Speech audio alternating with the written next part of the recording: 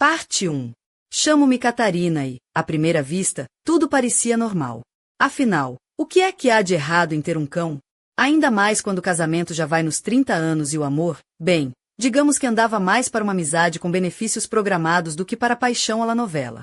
O meu marido, Rui, era o típico homem ocupado. Entre reuniões, negócios e viagens, o lar era só um ponto de chegada para dormir. Eu vivia para o nosso pequeno mundo em Évora, com a rotina de sempre, cozinha, supermercado e encontros raros com amigas que, honestamente, já não me entendiam muito bem.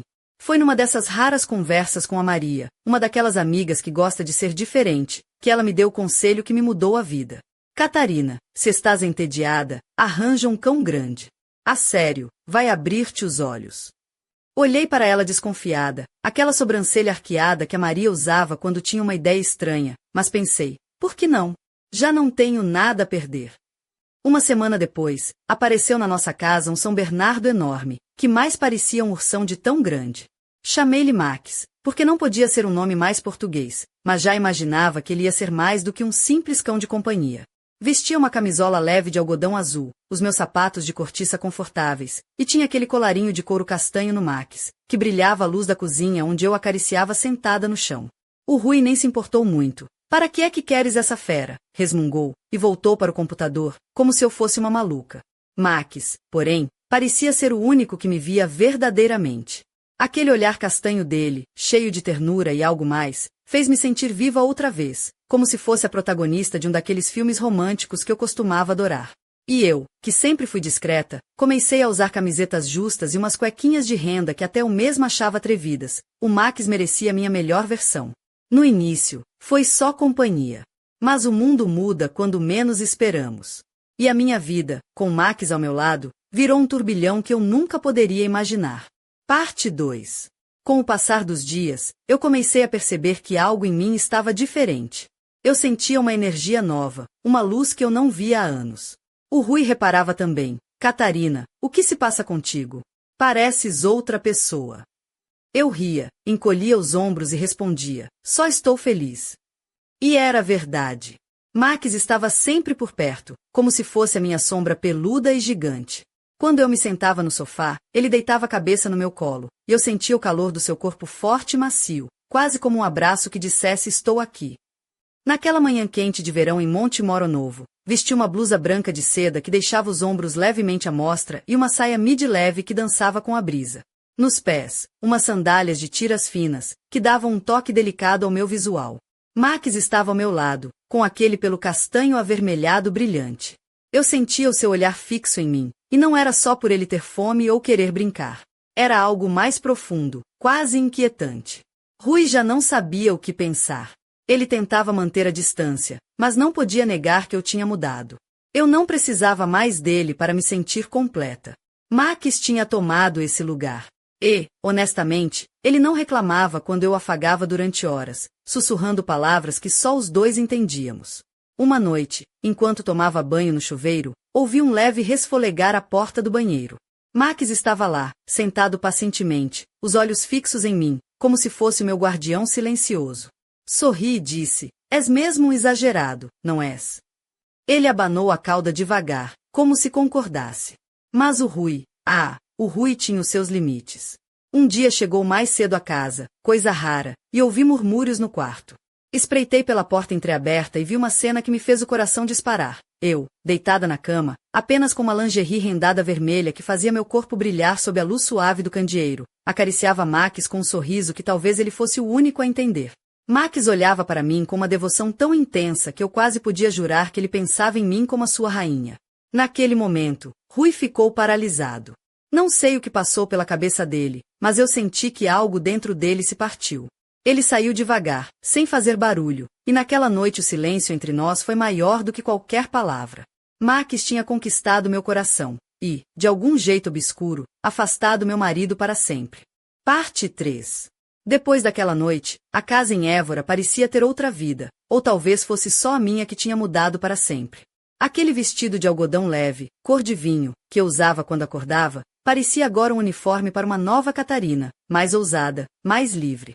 Os meus pés descalços tocavam o chão frio da sala enquanto Max me seguia como uma sombra fiel, as suas patas enormes fazendo um som confortável no azulejo. Rui tentava conversar comigo, mas as palavras saíam sem força.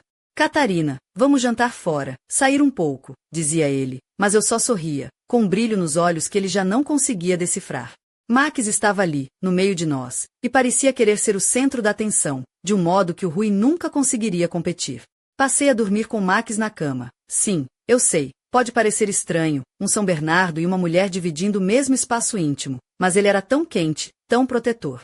Rui não gostou nada. Catarina, tu estás a exagerar. Um cão não é um bebê. Eu respondi que ele não entendia, que Max era mais do que um cão, era uma presença que me completava. Certa tarde, enquanto caminhávamos pelas ruas estreitas de Arraiolos, eu usava uma blusa justa que delineava minha cintura e umas calças de linho que balançavam com o vento. Max trotava ao meu lado, atraindo olhares e sorrisos. Uma senhora idosa perguntou, é este o teu namorado novo, menina? Ri e respondi, sim, e ele não reclama do meu guarda-roupa.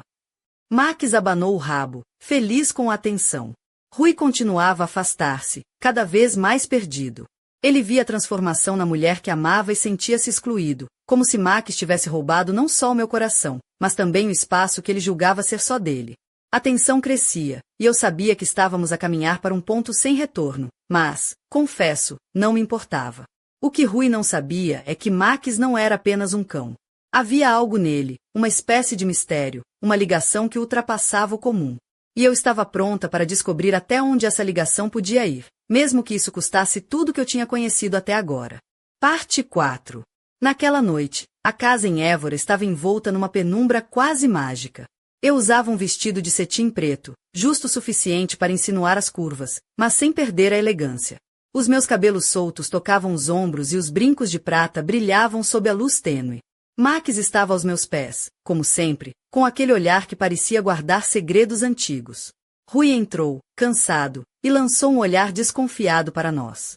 Catarina, precisamos falar. Eu sorri com uma calma que ele não esperava. Fala, Rui. Ele hesitou, as palavras presas na garganta, e finalmente disse, eu sinto que estás a mudar, que há algo mais entre ti e o Max do que só uma amizade. Eu levantei-me devagar, aproximei-me dele, e disse baixinho, talvez ele seja o que eu sempre procurei e nunca encontrei. Max levantou a cabeça, como se entendesse cada palavra, e aproximou-se, tocando-me com o focinho. Rui olhou para nós, assustado e confuso. Isso não é normal, Catarina. Não pode substituir-me por um cão. Eu ri, uma risada suave e misteriosa. Não se trata de substituição, Rui. É uma nova forma de amor. Ele saiu da sala, batendo a porta, e eu fiquei ali, sentada no sofá, com Max deitado ao meu lado, sentindo-me finalmente em casa. Nos dias seguintes, continuei a explorar essa ligação estranha e intensa com Max. Ele parecia entender tudo o que eu dizia, respondia aos meus gestos, e até parecia proteger-me de algo invisível. Rui tentou intervir, levou-me a jantares, ofereceu flores, mas eu estava distante, presa a uma paixão que ele não conseguia compreender. Numa manhã quente de primavera, vesti uma blusa leve de linho branco e uma saia curta que deixava as pernas à mostra.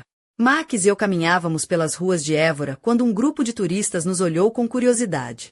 Ela é a rainha do cão gigante, brincou um rapaz, e eu sorri, sentindo-me poderosa e livre. Mas no fundo, uma sombra pairava sobre nós. Rui não desistia, e eu sabia que a nossa história estava longe de terminar. Algo me dizia que Max não era apenas um cão, e que o que eu sentia por ele ia muito além do que qualquer um poderia imaginar. A verdadeira prova ainda estava por vir. Parte 5. Naquela tarde, o sol dourado iluminava as ruas estreitas de Monsaraz, e eu decidi vestir um conjunto mais ousado, uma blusa de seda cor de vinho que deixava um ombro à mostra, combinada com umas calças justas pretas que realçavam as minhas curvas. Nos pés, uns sapatos de salto médio, confortáveis mas elegantes. Max caminhava ao meu lado, imponente como sempre, o seu pelo castanho avermelhado a brilhar sob a luz do entardecer. Rui ligou-me várias vezes, mas eu não atendia. Estava cansada das suas tentativas desesperadas de me trazer de volta à normalidade que ele tanto prezava. Max sentia minha atenção e deitava a cabeça no meu colo, oferecendo-me aquele conforto silencioso que eu já não encontrava em mais ninguém. Naquela noite, enquanto preparava o jantar na nossa pequena cozinha de azulejos tradicionais, Vestia um vestido leve de algodão branco, que deixava as minhas costas à mostra. Senti um arrepio estranho. Max estava sentado à minha esquerda, observando-me com aqueles olhos intensos, quase humanos. És mesmo um mistério, não és, Max? Murmurei, acariciando seu pelo macio. De repente, ouvi um barulho na sala. Era Rui, a tentar entrar sem ser notado. Ele olhou para mim com uma mistura de raiva e desespero. Catarina, isto não pode continuar assim. Estás a perder-te. Eu respirei fundo, tentando controlar o turbilhão de emoções.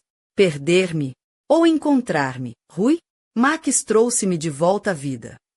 Ele aproximou-se, mas Max levantou-se, os seus olhos amarelos brilhando na penumbra, e soltou um rosnado baixo, firme. Rui parou, sem saber se avançava ou recuava.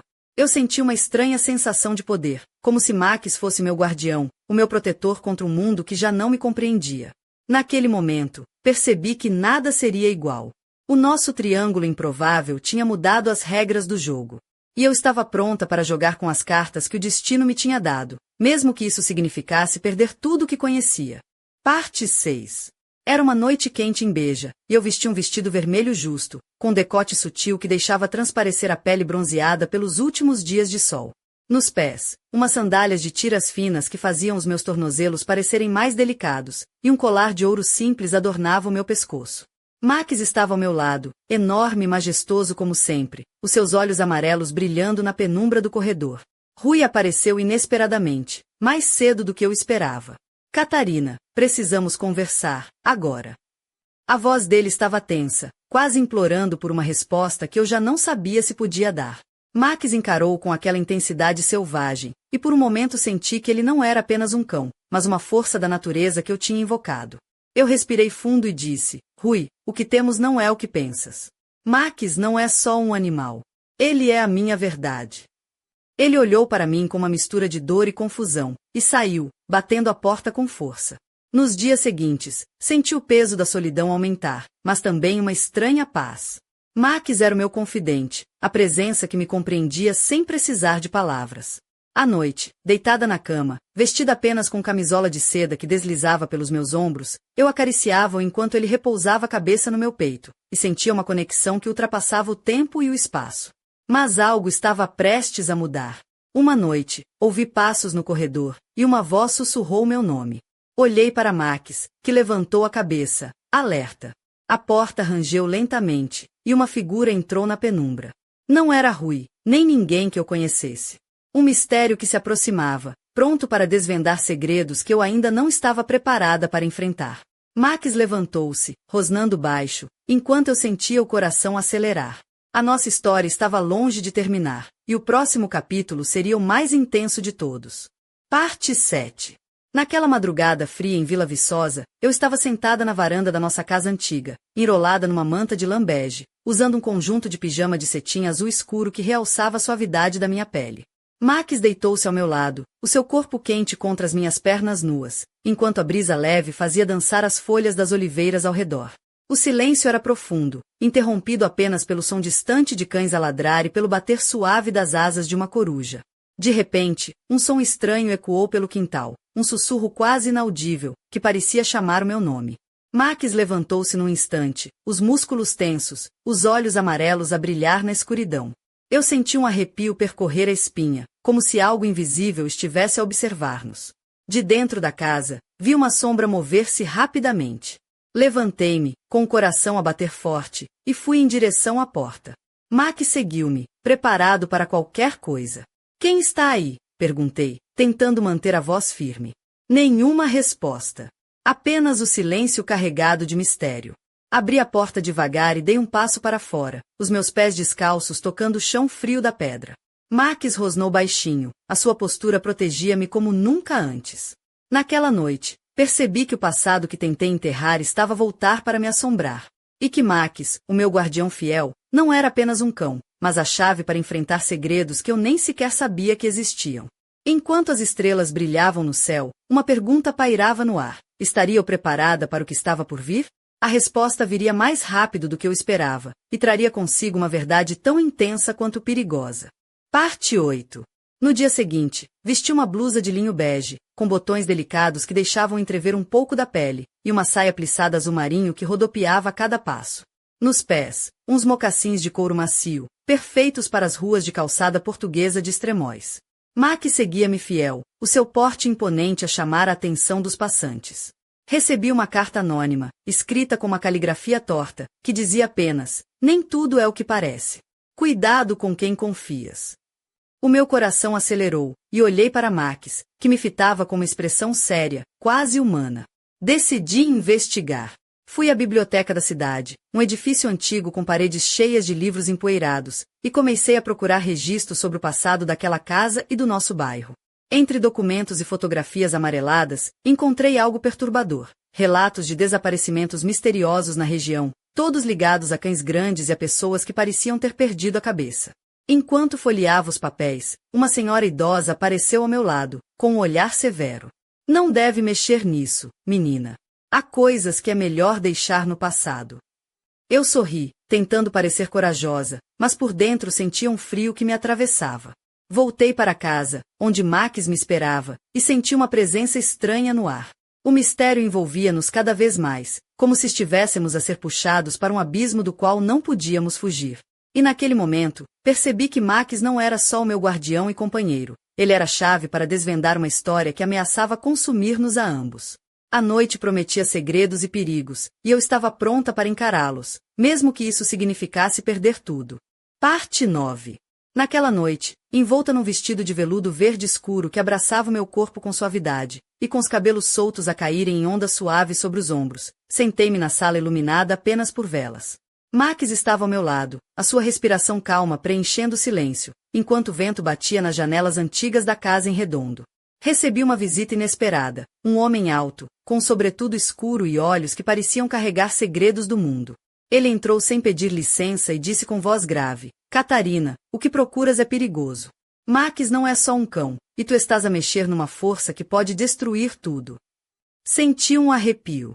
Quem é você? O que sabe sobre Max? Ele sorriu, um sorriso triste.